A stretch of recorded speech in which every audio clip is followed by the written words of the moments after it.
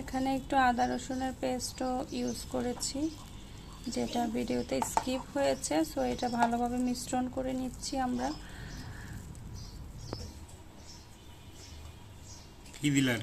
এটা আদা রসুনের একটা পেস্ট দিছি। লবণ, হলুদের গুঁড়া,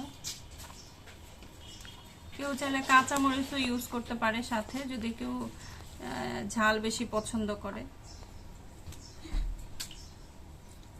তারপর এটা হচ্ছে জিরার গুঁড়া, এটা গরম মশলার গুঁড়া, আর সাথে কিন্তু আমরা বেসনও ইউজ করব।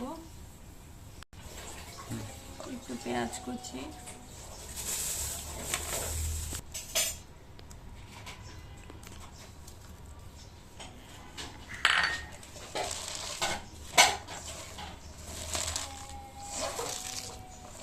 বেসন আরও লাগবে, আমরা একটু জাস্ট আন্দাজটা বোঝার জন্য প্রথমে একটু মিক্স করে নিচ্ছি।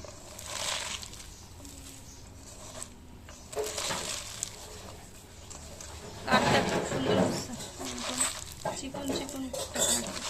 এটা হচ্ছে যখন এরকম একটা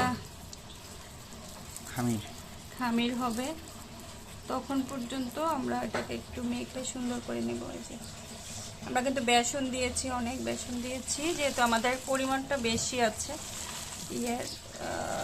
পাতাকপির।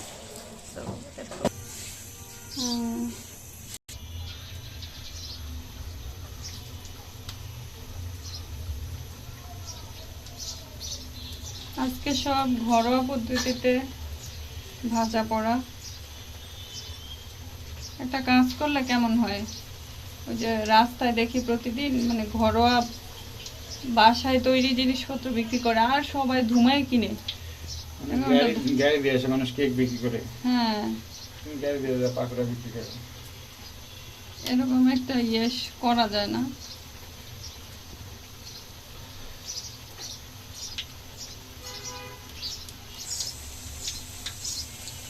ওয়াও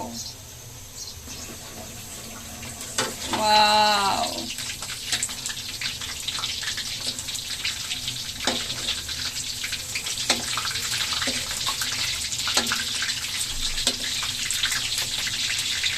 আমরা যে পাকোড়াটা রেডি করি সবসময়, এটা এমনিতেই অনেক বেশি ক্রিস্পি হয়, এই জন্য আলাদা করে বেকিং পাউডার দেওয়া হয়নি। আপনারা চাইলে একটু বেকিং পাউডারও মিক্স করতে পারেন।